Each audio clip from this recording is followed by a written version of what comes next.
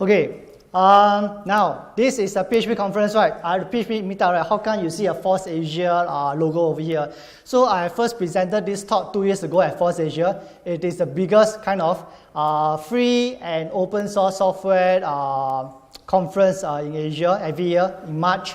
They have about 18 tracks, so like IoT, hardware, software, database, you have it. So I first spoke about this on 19th of March 2016. Incidentally, this was where I first met Hui Ren. Okay, he's now serving NS, so he was also a speaker. So that means that time, 2 years ago, he was also a student like each and some of you lah. Okay, some of you. So don't be afraid. I was the first speaker, and actually he was a second speaker after me. So he helped me tweak my talk as well. So a bit about myself. My name is Zion. I'm currently a freelance web developer, still a freelance web developer, doing PHP mainly. Sometimes I touch Java, and right now my client don't want to outsource to people, right? So I'm helping them with Android and iOS as well. So a little background about myself. My life is laid out in that map. You can't really see very clearly here.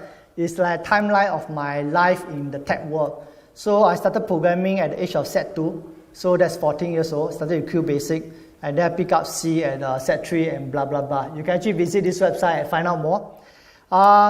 So what happened in May 2014? So I was previously working in an events company. We do the World Gourmet Summit, it's a food event. So in May 2014, there was a retrenchment exercise. So every department had to retrench at least 1%. So I was from the IT department. My IT department only got 3 people. The IT manager, who is the boss son, I was the lead developer, and there was a junior Filipino programmer. So use your brain and think, right? Very simple, is definitely me lah.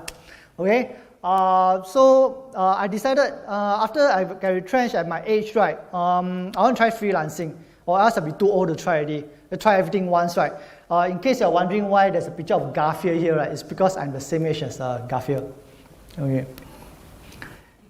So inkzone.com, that is the name of my company. I own this domain personally, use it for my own websites since 2003. So I thought, never mind, I create a company, I registered a company using the same name. So I did a proper registration. Now, with a proper company, I can issue proper invoices to my clients. Then they can do their own PIC claim, they can file the taxes, they can file proper accounts. I can also assure them that I not fly by night. Say, hey, I take out a project now, right? Then after that, tomorrow you won't see me anymore after I take your money. So I have a proper registered company. So it's a sole proprietorship. That means one-man show. Okay. 2 days ago, an IT lecturer actually emailed me, not here one, another one, asked me whether I want interns. I said, sorry, no, because actually I'm a one-man show. Okay, I don't need interns. So first thing, go ACRA, ACRA. So this is the Accounting and Corporate Regulatory Authority of Singapore. $65 for registration. Every year is around the same. So it's very, very cheap to actually start a registered company in Singapore. A sole proprietorship is the simplest, the least paperwork, especially when you file taxes. But sole proprietorship means the company is you, you are the company. If people sue you, they can sue you until your house or you are personally bankrupt. Whereas if you register a private limited, if you say, I invest $1, so people at most can only sue you for $1. Okay? That's the difference. But paperwork is much more. After that, I'm a web developer, right? I don't need an office. I don't want to rent 10, 20K per month. So I work from home. So, but everything must do it properly, right? So I went to HDB, $20 for home office scheme, 5 years. Next one, bank account. So I want to keep my bank account separate. I don't want the money from the clients to actually come into my personal bank account and then go out. It makes the accounting a bit messy. So at first I went to DBS, don't go here. Entrepreneurs account for startup. For the first 6 months, your minimum balance of $10,000 is waived. After that, wow, there's a fall below fee of $35. So basically, after you put 10K inside, right, it's frozen. You can't really touch it. You try to fall below, right, you are charged $35.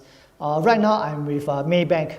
So Maybank has no minimum balance issue, and they even give you interest. DBS doesn't give you interest for the corporate account. So, and every year when I file my income tax with IRAS, right, just a simple two-liner. How much is your revenue and how much are your expenses? That's it. This is only for sole proprietorship. If you go private limited, you must go auditor, get auditor accounts, get a 20-page document, and then submit to IRAS. It's very complicated. A lot of paperwork, so I don't want. So sole proprietorship is easier for me in this case. CPF. I don't need to contribute CPF myself, but what happens is because I'm self-employed, just like tutors and taxi drivers and hawkers. So every year after I file my income tax, they will actually say, okay, based on income tax, please put this amount of MediSave into your own MediSave. Okay, so that's one of the requirements. So the government wants to protect every of its citizen. I'm Singaporean, by the way. Next thing, I had no laptop. I only had a desktop at home. So my first laptop, I need a Beam laptop to see clients, right? So actually I went to buy a Surface Pro 3 and MiFi modem. A modem basically is you put in a SIM card, you go anywhere, you get an internet connection. And of course, name cards. $40 for 200 double-sided cards. On one side is my details, so you see my registration number there. And on the back side is actually the certifications, which nobody ever looks at. Okay, how about projects? So after I became a freelancer, I have to always remind myself, when I see my relative, I see my friend, I see a stranger on the street, right? I see the chicken rice seller, right? I say, I must give out my name card. Last time, no need, right? Last time, just buy chicken rice and go, right? But now I say, hey, I'm doing freelancing now, let's support me. Oh, there's no projects, right? So, I also tried freelancer.com, don't go there. I tried upwork.com also, don't go there. I'll explain why later. So, it's basically by word of mouth. And no flyers. I'm very irritated every time I open the letterbox. I see a lot of flyers. I always throw them away. I don't know about you. Probably you like to use them. But when I see flyers, I'll just throw them away. So I tell myself I don't want to irritate other people. So no flyers for me. So word of mouth. Anyway, I'm a one-man show. So there's only so many projects I can take on. The most I took on was 3 projects concurrently. That's my max today. No more. Okay. Projects. I started off with fixed project fees. Like probably at $500, $800, 1K, 2K, 3K. Later on, I went by per hour. Salary, no salary. I didn't draw any money until I met the minimum balance in the DBS corporate account, which is 10K. So every time I got a project, I'll basically stuff it in the corporate account and then that's it. I can't even use the money for myself, or else I'll get a fall below fee. So basically, I was living off my savings. And afterwards, I drew about 95% of the net profit for each project, which is still taxable. Okay, sole proprietorship is you are the sole proprietorship. If I earn $100, I take $80, I pay myself, that is still taxable. I cannot say that, oh, I pay my employee salary, so that one can be deducted as business expense. No such thing. Okay, so basically, if I take $80 to pay myself, I still have to declare it and it's still taxable. Now, something interesting happened in December 2014, which is about 6 months later. My ex-manager asked me out for coffee. He said, you know the junior Filipino programmer that we retained, right? After retrenching you, right? He got a job in the US, so it's going off already. So can you come back and help part-time? So actually, I went back and helped part-time for 6 months. While the other guy actually went back to US already. So nothing against him, which is fine. Yeah, so but this was a good source of income for me as well. Freelancing is still not kind of stable income unless you got good clients. Training. Now, I always feel that we must be responsible for our own skill upgrading. We cannot depend on the lecturer, we cannot depend on the company to send us for courses. No such thing. So for me, I started attending meetups.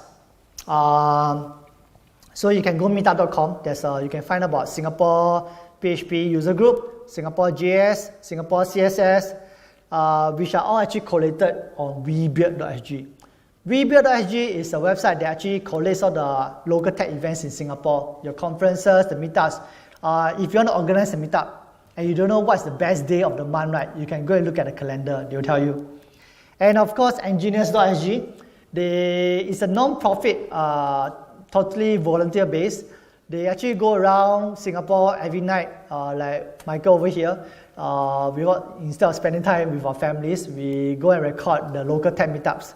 And if you miss it, okay, you can actually go out to engineers.sg to catch up on those videos. Now, Now, tech meetups are free. I had a client who was working in a bank.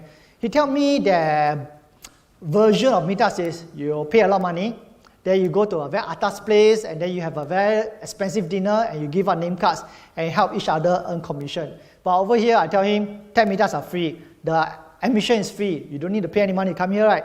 The venue is free. That's why I had to give a guest talk in the afternoon. And the Old Chang Kee is also free, at least for us, okay? So it's a close-knit community. Like, you always see the same people around. It's always the same people wearing the blue t-shirts. You always see the same person recording video. So actually, sometimes freelancing is quite lonely, right? It's over here, actually, you get the support from one another and you learn more. How many articles can I read on the internet? Not many. But if I go to a meetup, I listen to someone who has tried React Native or tried this PHP framework. So I learn more in half an hour rather than I read many articles. Later on, I attended workshops and conferences. PHP conference was the first conference I attended, second conference I attended. iOS conference, Singapore, and DevFest. The third one is very interesting because that's where I got to know your lecturer, Mr. Martin Leon. We attended the same workshop on Node.js sumo board. So we did this sumo board and then compete against the other sumo boards. So I started give talks also. So after receiving so much, I wanted to contribute back. And one way to learn, the best way to learn is actually to teach, to share. So I started off at sharing NUS hackers. Later on at PHP user group. And my first conference talk was at Force Asia. That was a 20-minute talk. Not many people because it's a small room, but still a conference talk. And of course, try out new things. Or else it's very boring, like doing the same things day in, day out. So passion will die, but passion for learning will keep the flame alive. So I tried out all these things. Swift, just touch the surface. Arduino and Node.js, I tried it out with a lecturer during the DevFest Asia 2015. A bit of Ruby, a bit of Rails, a bit of AWS, and a bit of Heroku. Now, during one of the meetups, I met my JC classmate, which I had not met for 20 years. So you know how old I am. His friend introduced me to momocentral.com. Said, don't go freelancer.com, don't go upwork.com, go momocentral.com. So actually, this is a local startup by two friends from NUS. Now the thing is they emphasize on quality and personal development. What do I mean? When I go to freelancer.com, when I sign up as a freelancer, they don't check my credentials. The clients will always pick the lowest bid for the project. Can you do me something like Facebook for $50? I want something like Facebook.com for $50. This sort of request, this sort of project on freelancer.com. And after that, everything is between you and the client. Momo Central different. When I first signed up as a freelancer, on the spot, I had to do an online coding test using a proprietary programming language that they designed for the purpose of the test. So it doesn't matter if I know 100 languages, I had to learn the syntax and the behavior on the spot. 3 questions took me 2 hours to do. Later on, they had a video interview with me. They asked me to explain my solution. And they say, what if I want to make these changes? Can you do that right now? So it basically to show that you were the one who submitted the question. And when I was confirmed, they asked me, is there anything you want to gain more experience in? I say, iOS development. They actually took the trouble to look out for clients willing to take newbie iOS developers. And they actually look after the welfare of the freelance developers. So most of the time, you actually liaise with the client, but they are there. They help you watch over. So let's say you want to complain about the client.